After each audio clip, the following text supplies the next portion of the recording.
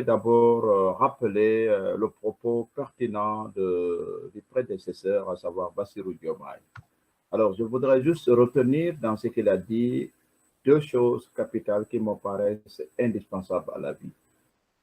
Il a fait savoir, et nous devons le garder, que être patriote, c'est aimer et défendre sa dignité. Et donc, créer une relation partenariale avec les autres où l'on protège cette dignité.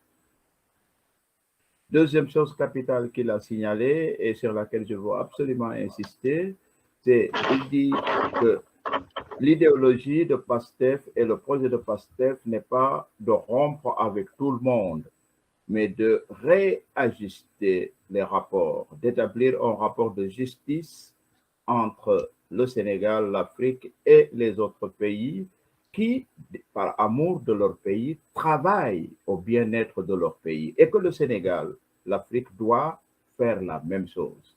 Alors, l'amour de soi ne signifie pas le dédain de l'autre, mais lorsque l'amour de l'autre entraîne le mépris de soi, on est soi-même indigne et méprisé par cela même pour qui on travaille. Voilà pourquoi ce que je retiens du propos de Bassirou Diomaye est la culture de l'amour de soi par l'amour de sa nation.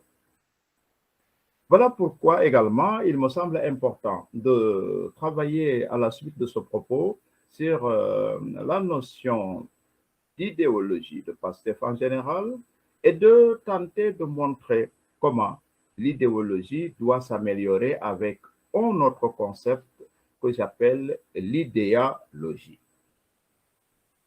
Si je voulais résumer l'idéologie générale de PASTEF, on pourrait le faire comme suit. Il me semble que c'est le don de soi pour sa patrie. Mais PASTEF a un élément éclairant. Il ne s'agit pas du don de soi sacrificiel sans intelligence ni capacité. C'est le don de soi, du meilleur de soi pour sa patrie. Et sa patrie s'entend dire non pas seulement de son pays en tant que délimitation géographique, mais des personnes qui vivent dans cette patrie ou des personnes qui relèvent de cette patrie. Or, aimer, ce n'est pas désirer pour soi, c'est désirer pour ce que l'on aime. Donc, ce n'est pas chercher à se servir, c'est se disposer à servir. Cet entendement-là n'est pas quelque chose de courant lorsqu'on se réduit à l'idéologie. Voilà pourquoi l'idéologie que je développerai montrera comment on doit passer, si on veut être dans la logique PASTEF, comment on doit passer d'un discours sans doute éloquent, agréable, mais qui n'a aucune exigence d'incarnation. Voilà ce que je pourrais vous dire, madame, en guise d'introduction de mon propos. Merci, docteur Yad. La valeur et la puissance de l'action que PASTEF. Alors, avec votre permission, maintenant, ce que je voudrais faire maintenant, c'est d'approcher de façon plus systémique et plus systématique les notions. Pourquoi ces notions sont importantes? Attention, j'ai une conviction personnelle, c'est que le diplôme, aussi haut qu'il soit, ne traduit pas la qualité d'individu. Il n'est qu'un indice et c'est à l'épreuve que l'on saura si le diplômé est réellement capable de réaliser ce que son indice promet. Et en mal africain, quand on veut être vraiment panafricaniste, il faut qu'on se le dise, en mal africain permanent depuis longtemps, et les universités africaines, européennes le comprennent tellement qu'elles donnent des diplômes à des gens sans se soucier de leurs vraies compétences. Qu'elles leur donnent des diplômes sans se soucier de leur thématique de travail. Et que surtout, ces thématiques ne soient pas africaines de préférence, parce que quand on est intellectuellement formé à quelque chose, on ne peut pas travailler en dehors de ça. Voilà pourquoi, pour ma part, en tout cas, quand j'ai des étudiants venant d'Afrique, je leur dis régulièrement, travailler sur des thématiques africaines à incidence mondiale. Ne vous enfermez pas en Afrique, mais ne travaillez jamais sur une thématique qui ne concerne pas l'Afrique. C'est pour les amener à avoir des diplômes qui les rendent aptes à travailler pour l'Afrique où qu'ils se trouvent dans le monde entier. Cela est le travail du patriotisme d'Africains et je ne suis pas le seul là-dedans. Je connais plein d'autres enseignants à l'étranger qui font le même travail et il est important ici de le souligner. Hein. Je connais plein d'autres, dont certains d'ailleurs de mes anciens professeurs moi-même. Je veux ici dire le professeur Souleymane Bassir Diagne, je veux citer ici d'autres Sénégalais que je connais et qui travaillent pour l'Afrique en étant à l'étranger et qui ont donc un amour édifiant de l'Afrique parce qu'ils rendent l'Afrique digne, lucide, amoureuse d'elle-même avant d'être corvéable pour les autres. Voilà pourquoi il est très important mentalement d'être au clair avec la notion d'idéologie dont tout parti politique a besoin en tant que discours attractif, en tant que discours rassembleur, en tant que discours prometteur du merveilleux, mais attention, sans exigence d'incarnation validant les promesses faites. C'est pour ça que quand vous regardez l'histoire politique du monde, tout parti politique, même tout mouvement ou toute sensibilité, a son idéologie. Mais cette idéologie aboutit rarement à une réalisation. Ceux qui ont d'ailleurs des idéologies plus courtes, comme PASTEF, sont plus efficaces quand il faut réaliser que ceux qui ont de longs discours sur leur idéologie. Le cas du Rwanda, dont a parlé Bassirou Diomaye, en est un exemple. Il s'agit moins de dire que d'incarner ce que l'on a conçu comme rapport normal entre soi et les autres, entre sa nation et les autres nations. Merci, docteur. Et c'est en travaillant ces choses-là que je me suis rendu compte que ce qu'il faudrait sans doute à PASTEF Sénégal et PASTEF Afrique, et qui sait, PASTEF Monde, ce qu'il faudrait à PASTEF, c'est travailler rigoureusement la notion d'idéologie. Merci, docteur. Merci. Donc, je comprends bien que l'identité africaine est très importante, connaître ses origines, ses sources, son histoire, afin de mieux servir son continent. Donc, c'est vrai qu'on a étudié sur des programmes français qui sont parfois très loin de nos réalités africaines.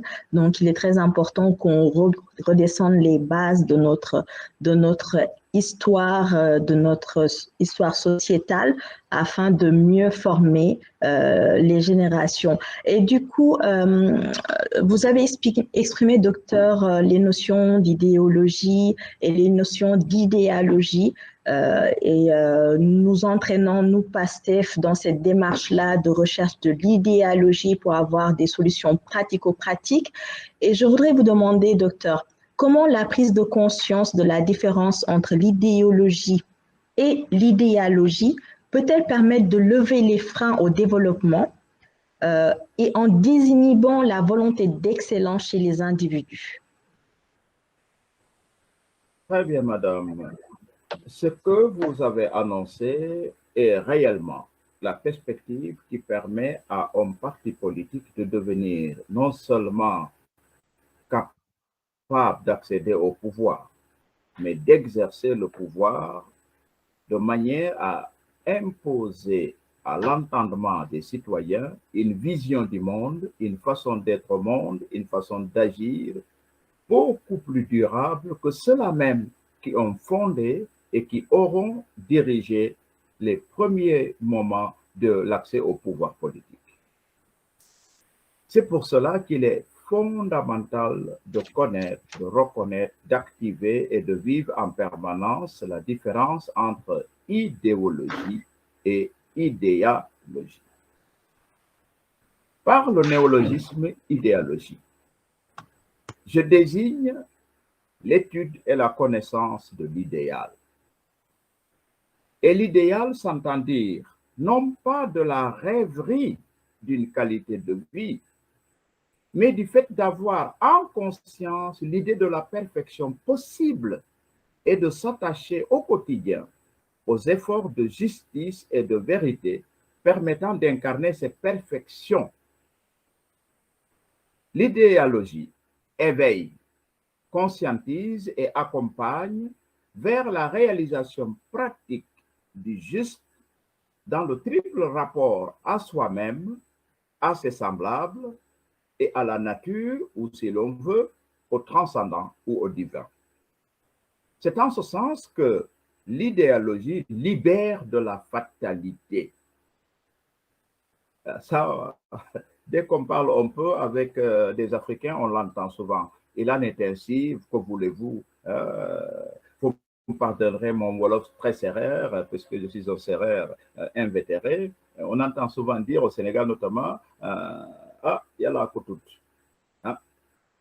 Il y a la couture, beaucoup de l'homme. Cette conscience de la fatalité est une négation de l'idéologie, puisque c'est un asservissement de soi-même aux faits et aux événements. Or, faits et événements adviennent pour que l'on agisse avec une ligne directrice qui sera, pour Pastef, la ligne de la justice pragmatique, être juste de façon pratique dans le rapport à soi-même, dans le rapport aux autres et dans le rapport à la nation. Cela veut dire travailler à être à sa juste place et pas travailler à être investi à une place pour un intérêt quelconque. Être à sa juste place, c'est là où on peut exceller sans jamais y être enfermé définitivement. C'est là où on peut exceller et être heureux de son excellence parce qu'on voit les conséquences ô combien profitables pour les autres, pour la nation et pour soi-même. Ce n'est donc pas être placé quelque part, c'est occuper la place où l'aptitude que l'on a, l'incarnation pratique de cette aptitude nous fonde et nous valide dans le fait d'être là et de ne pas être ailleurs. Et il était important, me semble-t-il, et on le fera le plus souvent possible, de dire à tous les Africains et aux Sénégalais en particulier de se libérer de cette fatalité. Et c'est là où vous verrez ma casquette de théologien, l'intérêt c'est quoi? C'est que cette fatalité-là, souvent, elle est dans la tête des gens en raison de leur désir de piété ou de leur désir de spiritualité. Ils croient qu'en disant que tout cela est la volonté de Dieu, ils font acte de piété. Or, c'est une grande impiété qui est sise dans un désir de piété, puisque c'est accuser Dieu d'être l'auteur de ce qui advient. Alors que c'est nous qui sommes l'auteur de ce qui advient, soit activement, soit passivement. M. Roudioma disait tout à l'heure que, à l'exemple du Rwanda, c'est à force de se battre pour sa dignité et avec rigueur que le Rwanda a obtenu cette reconnaissance. Attention, ce n'est pas une demande qui est faite à un maître, c'est une exigence qui est faite à un partenaire qui ne peut pas se dérober. Il faut distinguer le rapport de demande qui laisse le maître rester maître et faire ce qu'il veut à une exigence partenariale qui oblige l'autre à être à sa place et à sa juste place. C'est cette exigence-là qui fait que le travail du Rwanda est sorti de la fatalité. Donc, j'appelle tous mes compatriotes sénégalais, libérez-vous d'un désir de piété qui confère à Dieu tout ce qui advient pour assumer la condition incarnée, là où nous devons travailler à réaliser ce dont nous sommes capables et ce pourquoi nous sommes Sénégalais, nous sommes Africains avant d'être ailleurs. Se libérer de l'idée de la fatalité. Ce n'est pas du tout être athée, rassurez-vous. Là, je ne peux pas m'empêcher, hélas, des formations obligent, de faire un petit détour. Il est connu, comme vous m'avez présenté sous l'étiquette du philosophe, il est connu par réputation que les philosophes sont athées. Et par conséquent, si je parle moi en tant que philosophe, on risque de dire, oui, oui, mais M. Yatou, le docteur Yat, parle parce qu'il n'est pas croyant. Si, je suis bel et bien croyant, hein, et je ne suis pas athée. Mais ce que fait le philosophe, sachez-le bien, la question la plus éminente en philosophie, c'est la question de la divinité. Vous interrogerez toutes les éminences philosophiques que vous connaissez et vous le diront. Mais en interrogeant cette question de la divinité, c'est pour redescendre dans la condition incarnée et dire quel est mon devoir à moi, dit humain. Est-ce que c'est mon laisser aller à la fatalité ou est-ce que c'est assumer ma condition? Voilà ce qui nous fait un lien avec l'idéologie de Pastef au Sénégal où on ne peut plus se dire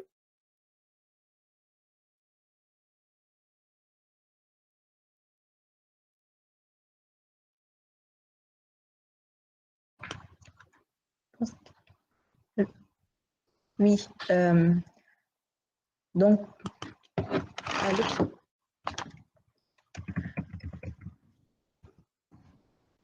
Du coup, on a un peu compris, le docteur Yad a quelques soucis de connexion, mais je pense que ça reprend. Docteur Yad, vous nous entendez? non, problème avec la connexion. Oui, il y a eu Quoi? Vous nous entendez?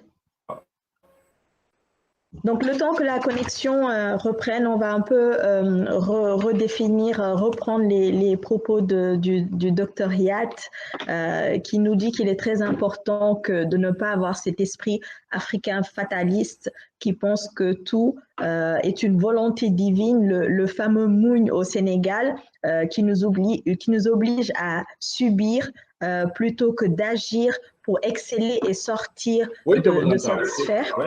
Voilà, très bien. On retrouve le docteur Yat. J'espère que j'ai bien repris une partie de vos propos.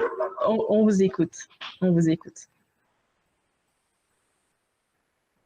Allez-y, on vous écoute.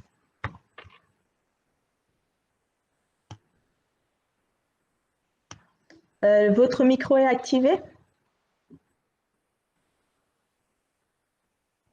Ça, ce sont les aléas du direct, mais pas de souci.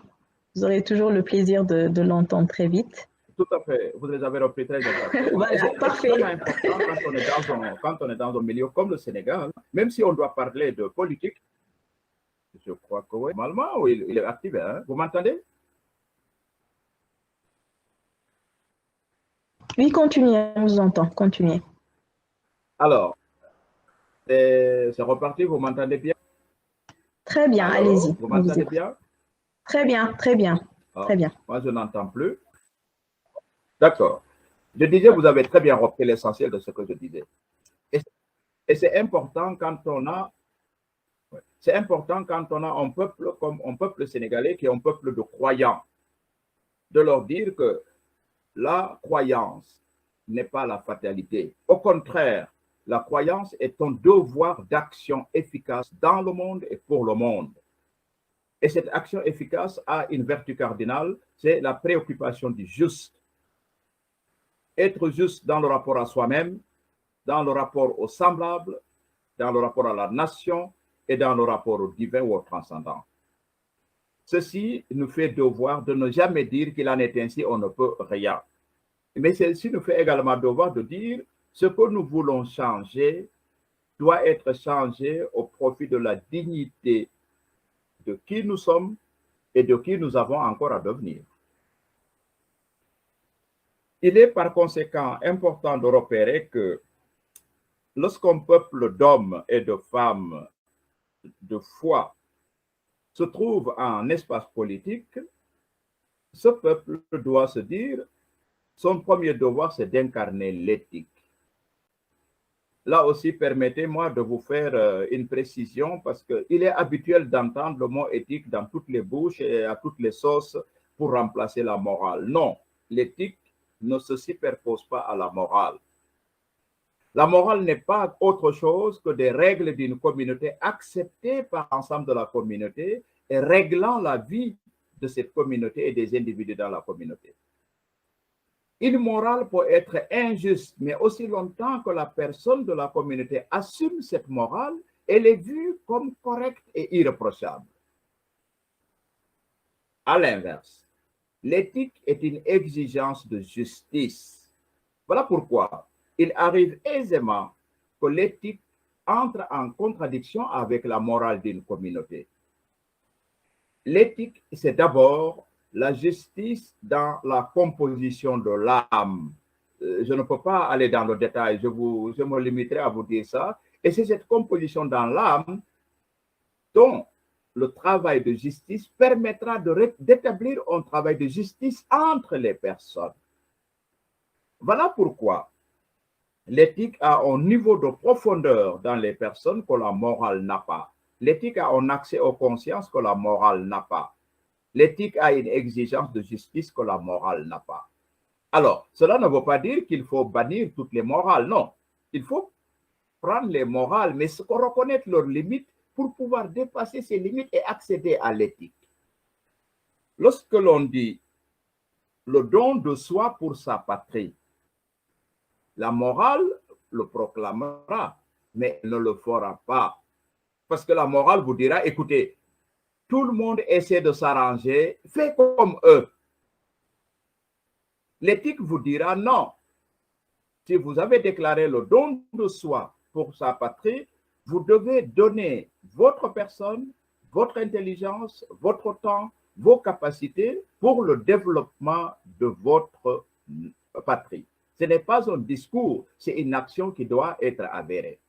Ça, c'était important à souligner pour qu'on se libère aussi des morales qui deviennent des prisons dans les milieux africains où on dit, ah, dès que je ni rek la démé. Ah, dès que je mënuma ci dara ni la.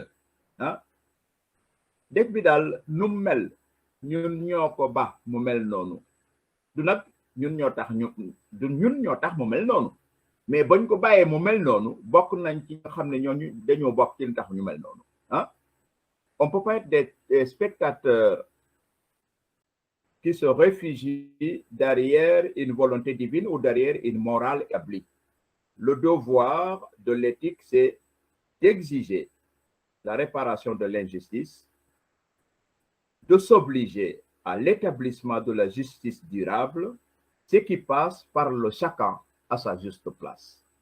Voilà maintenant pourquoi je vais vous dire rapidement, en rapportant idéologie et idéologie, leur rapport de différence pour que les choses soient plus faciles pour vous.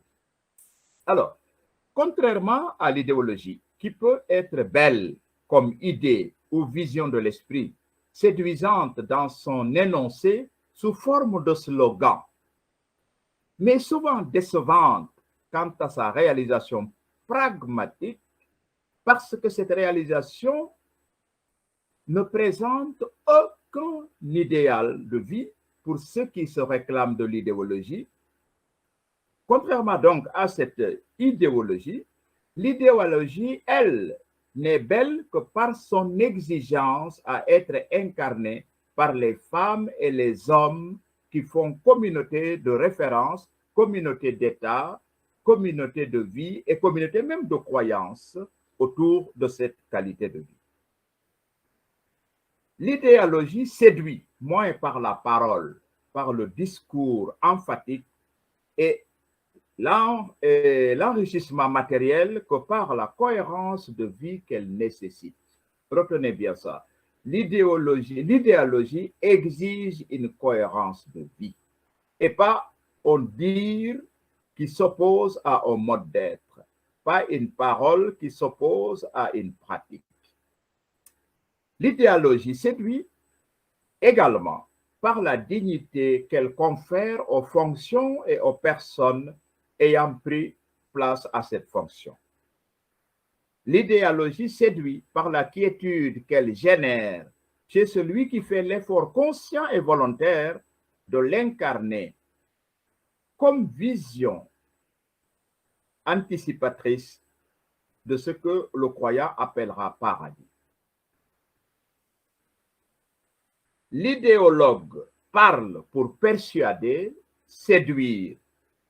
C'est pourquoi il ne se prive jamais de démagogie, de promesses qu'il sait d'emblée irréalisables, mais hautement désirables.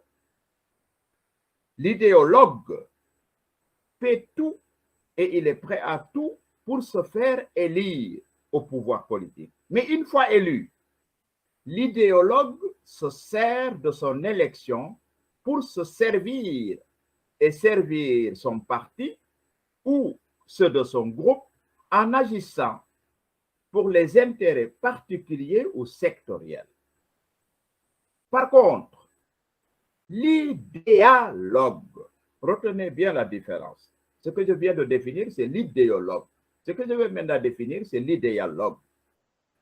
L'idéologue parle pour éveiller et convaincre à la valeur de l'idéal, lequel est toujours d'intérêt général et jamais particulier. L'idéologue appelle à servir l'idéal et de préférence l'idéal de justice. C'est pourquoi le discours de l'idéologue n'a rien de flatteur. Il peut même paraître rude, tant il dit l'effort auquel chacun doit consentir pour réaliser le bien-être de tous ceux qui acceptent de vivre selon cette vertu de justice qu'est la dynamique de chacun à sa juste place. À partir de cette connaissance de la différence entre idéologie et idéologie, on comprend bien que PASTEF se soucie moins d'élaborer un discours de séduction que de conscientiser les gens à la réalité à laquelle ils ont affaire. Cela me paraît capital.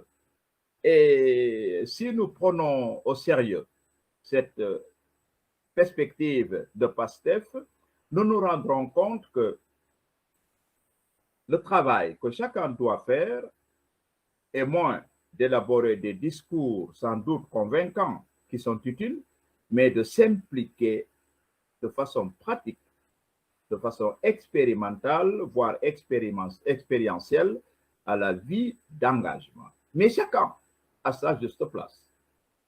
Ça, j'insiste beaucoup là-dessus, sur le chacun à sa juste place, parce que il ne s'agit pas d'un groupe qui veut s'arranger pour accéder au pouvoir et se partager un gâteau. Il s'agit d'un groupe de personnes convaincues que le développement d'un continent, le développement d'un pays va de pair avec le développement des individus. Alors, si vous le permettez, j'insisterai peut-être maintenant rapidement là-dessus, sur qu'est-ce que c'est la cohérence entre le développement d'un État et le développement d'un individu. Qu'est-ce que vous en dites, madame?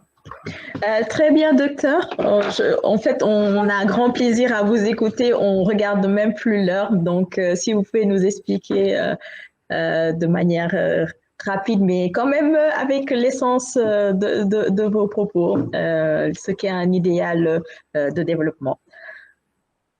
Alors, je vais y aller vite, étant entendu que les gens pourront après, intervenir et on aura l'occasion d'approfondir ces choses-là dans d'autres domaines. Hein. Voilà. En réalité, ce qui est très important ici à repérer, c'est que la notion de développement ne doit pas s'entendre simplement au sens des infrastructures, qui sont la dimension extérieure du développement. Avoir des routes qui sont très bien pour réduire les accidents, avoir des ponts, avoir des immeubles, des infrastructures. Ça, c'est des choses qui sont très bien, oui, mais si elles ne sont pas sous-tendues par le développement des individus, elles vont devenir des lieux de compétition, voire des lieux de malversation. Et qu'est-ce que c'est que le développement alors des individus? Développer un individu, comme je l'entends notamment en éducation, c'est l'accompagner, l'éveiller à son potentiel d'excellence, à l'amour de ce potentiel et à la capacité de rendre ce potentiel actif. C'est pourquoi, lorsqu'on aide un individu à se développer, vous comprenez bien mon jargon, je ne dis pas lorsqu'on développe un individu. On développe un pays, mais on ne développe pas un individu. On aide un individu à se développer. On l'accompagne dans sa capacité de penser, pas seulement de répéter des pensées. Les docteurs perroquets, il y en a beaucoup. Ça, ce n'est pas le problème l'Afrique ne souffre pas de docteurs perroquets. On en a plein. Par contre, ceux qui apprennent à penser, c'est-à-dire ceux qui apprennent à construire des pensées au lieu de réciter les pensées qui ont déjà été construites, ceux qui apprennent à avoir des projets de réalisation faisables, ceux qui apprennent à connaître les réalités socioculturelles de leur milieu pour pouvoir agir avec les gens de ce milieu, ils ne sont pas nombreux. Mais c'est de cela dont PASTEF a besoin. L'ancien président ivoirien, Félix Houphouët-Boigny, qui n'était pas au modèle d'éthique, mais avait une formule que l'on peut reprendre aisément. Il disait que les chercheurs qui trouvent, on les cherche, mais les chercheurs qui ne trouvent pas, on en trouve. Alors, par rapport à PASTEF, c'est que des intellectuels, il y en a.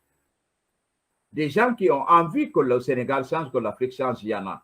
Mais des gens qui sont prêts à assumer l'effort qu'il faut pour que cela advienne, il n'y en a pas beaucoup. Je ne suis pas pessimiste, je suis lucide. Ce n'est pas parce qu'il n'y a pas beaucoup de personnes qu'il n'y a pas beaucoup de personnes qui désirent qu'il en soit ainsi. Donc, le travail de ceux qui sont chargés, comme moi aujourd'hui, de prendre la parole et des autres d'intervenir, c'est d'accompagner ceux-là qui désirent le développement de leur être et de leur pays, de les accompagner à la prise de conscience de l'effort. L'effort aussi, attention, là, ma casquette théologique va me sauver, l'effort doit être dépécaminisé, c'est-à-dire libéré de l'idée d'un péché qui fait que l'homme est obligé de travailler. Ce n'est pas vrai. L'homme n'est pas obligé de travailler parce qu'il aurait péché. L'homme est obligé de travailler parce que c'est en travaillant, c'est-à-dire en transformant des données naturelles en qualité intentionnelle, que l'homme, pour créature qu'il soit, devient créateur. Et c'est cela faire œuvre de divinité. Donc, comprenez bien que le travail est une valeur. L'effort du travail est une valeur divinisante. Je ne suis pas, comment on appelle, mouride à proprement parler, mais il y a un enseignement d'Ahmadou Bamba que tout Sénégalais devrait retenir, c'est la valeur du travail. La valeur du travail, transformer des données brutes en qualité intentionnelle. Cela nous permettrait de rompre avec un dogme bien sénégalais quand ils disent Khalis ou Alal, ken du ko liggéey den koy lijante. Ça, c'est une mentalité de corruption qui prédispose tout le monde au refus de l'effort, à la corruption, à la magouille, au combine et au rapide. Alors que si on entendait l'enseignement de Ahmadou Bamba sur ce point-là, hein, le travail, la dignité du travail, parce qu'il a compris et il a enseigné, il a vécu que c'est le travail qui rend l'homme digne d'être en relation avec Dieu. C'est pour cela que PASTEF a toujours valorisé le travail et le travail honnête. Lisez le livre Ousmane Sonko sur Solution. Vous allez voir comment il appelle avec insistance, peut-être même avec les larmes au coin de l'œil, comment il appelle au courage de travailler et de rester honnête. Honnête, c'est-à-dire ne prendre que ce qui nous revient. Servir au lieu de se servir. Servir au lieu de sévir. Et c'est cette valeur travail que je trouve important à inculquer aux gens dans l'idée du des personnes qui doivent accompagner le développement d'un État. Ainsi donc, et ça sera mon dernier mot, ainsi, la croissance matérielle sera durable et paisible parce qu'elle est accompagnée d'une croissance mentale et spirituelle qui la sous-tend. C'est pour cela aussi que le Sénégal doit garder son levier de spiritualité comme facteur de développement. et comme idéal en avant et comme retrait de la vie active. Cela demande l'acceptation d'être mal compris, peut-être mal aimé, mais plus tard, on sera restauré, aimé et surtout, on aura perdu raison de vie. Merci docteur pour ces propos. Pour un peu ressortir les éléments phares de... là, madame, pour le moment, si vous voulez bien. Comment? Excusez-moi, je vous ai mal entendu, désolée. Allô? Donc, du coup, pour continuer, vous nous avez exprimé le concept d'idéologie avec l'idéologue qui fait tout. L'idéologue qui fait tout pour être élu et sert ses intérêts particuliers et sectoriels. Et en face, on a l'idéologue qui parle pour éveiller et convaincre à la valeur de l'idéal, pour l'intérêt général et non l'intérêt particulier. Et donc, PASTEF s'inscrit dans cet idéal de justice où chacun a sa juste place. Notre credo, c'est le don de soi pour la patrie. Et le don de soi pour la patrie, c'est jusqu'où une personne est prête à sacrifier sa vie physique pour contenir son idéal. Un peu. Et dans cette démarche aussi, vous nous avez expliqué la notion d'idéal de développement. L'idéal de développement qui est l'harmonie entre le développement matériel et celui des personnes. Donc, tout ce qui est croissance matérielle, la croissance matérielle qui sera durable et paisible, car elle est accompagnée d'une croissance spirituelle, pour reprendre vos propos, vos brillants propos. Docteur Yad, si je comprends bien, on va conclure avec un peu ce chapitre. Et donc, si je comprends bien, on gagnerait de l'éducation, qu'elle soit une école de conscience de l'idéal qui engage et détermine toute une vie. Tout à fait vrai, madame. Je vais y aller vite pour ne pas prendre trop de temps pour tout le monde, mais je vais essayer d'aller vite sans rien escamoter. Ce que vous dites est capital. Lorsque l'éducation est réussie, la nation réussit sa place et réussit sa dignité dans la vie. Lorsqu'une éducation est ratée, la nation aura raté sa place et sa dignité dans le concert des nations. Ce que je vous dis là est tellement connu que ceux qui ne veulent pas qu'un pays avance sabotent l'éducation du pays. Et c'est dans des générations à venir qu'on verra que les gens sont fragiles. La colonisation, qu'est-ce qu'elle a fait pour asseoir son pouvoir qui reste jusqu'à aujourd'hui? C'est travailler l'éducation des petits de manière à les rendre honteux d'être eux-mêmes et envieux d'être comme le colon, comme le maître. Voilà pourquoi aujourd'hui, vous voyez combien d'années après, et ça sera des siècles après, combien d'années après, le colonisé mentalement est non seulement complexé, comme disait Bassirou, et qu'il doit se décomplexer, non seulement il est complexé, mais il est fier d'être complexé. Parce qu'il pense, il croit que c'est cela une identité remarquable et admirable. Il a été conditionné par l'éducation. Il a reçu un conditionnement limbique qui lui dit « Tu dois avoir honte d'être toi et fier d'imiter ton maître ». Au Sénégal, ça s'est traduit beaucoup par la langue, le symbole. Je suis encore d'une génération qui a connu ça. Au Togo, au Bénin, où j'ai eu la chance de vivre, ça s'appelait le signal. Alors, pour le dire rapidement, le symbole, c'était quoi? C'était un objet humiliant que vous devriez porter à la fin de la récréation jusqu'à la fin de la journée si vous avez eu la malchance de parler une langue maternelle ou une langue nationale ou une langue familière. Or, les langues ne sont pas que des véhicules de communication. Les langues sont des ensembles de représentations conceptuelles qui permettent aux personnes de concevoir le monde et de se concevoir dans ce monde. Donc, lorsqu'on apprend à quelqu'un à avoir honte de sa langue, on lui apprend à avoir honte de lui-même. Donc, à il est indigne d'être qui il est. Lorsqu'une personne est ainsi acquise à l'humiliation de soi, elle est disponible à toute servitude pour ressembler au maître. Et bien de nos diplômés, bien de nos dirigeants politiques, bien de nos diplômés sont dans cette servitude. Ce n'est pas parce qu'on porte un grand boubou pour faire sénégalais qu'on n'a pas la tête lessivée mentalement. Vous comprenez ça? Hein? Oui, très bien, et docteur. Il faut qu'à l'éducation, on apprenne aux petits d'hommes qu'est-ce qu'il y a comme valeur dans leur univers socio-culturel et qu'est-ce qu'il y a comme non-valeur. Parce qu'il faut éviter le repli où on dit chez nous c'est bon, c'est pas vrai. Tout n'est pas bon chez nous, mais tout n'est pas mauvais chez nous.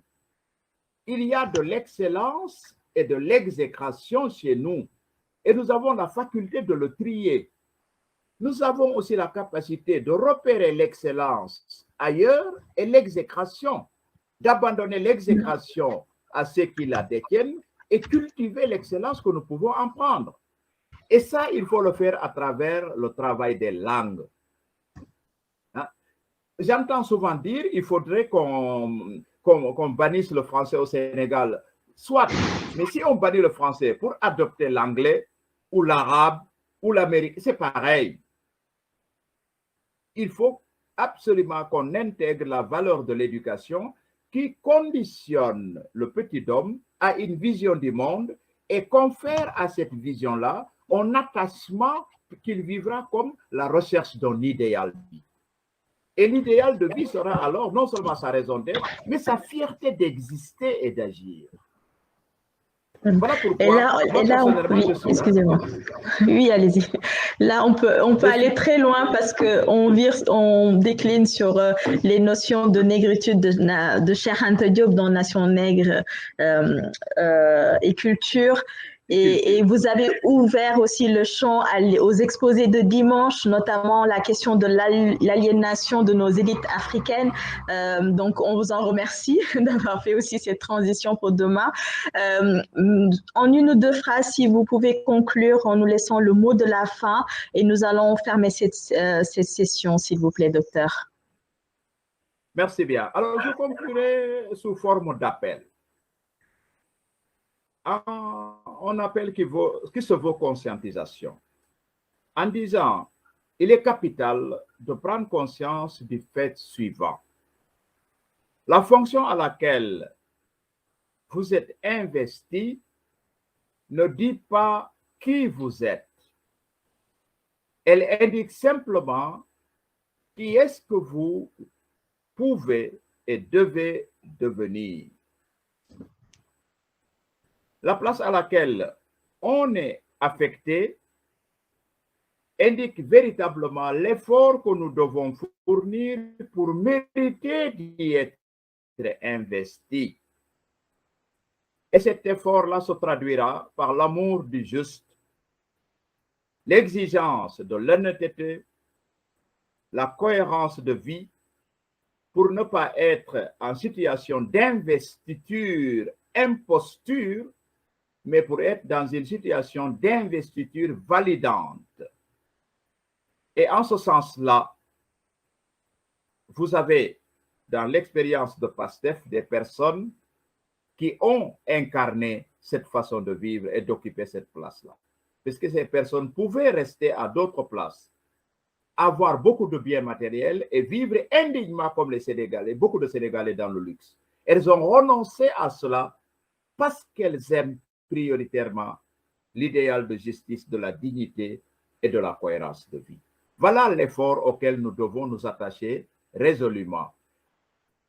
Et en nous disant, ce n'est jamais totalement acquis, donc nous devons rester et veiller sur nous-mêmes.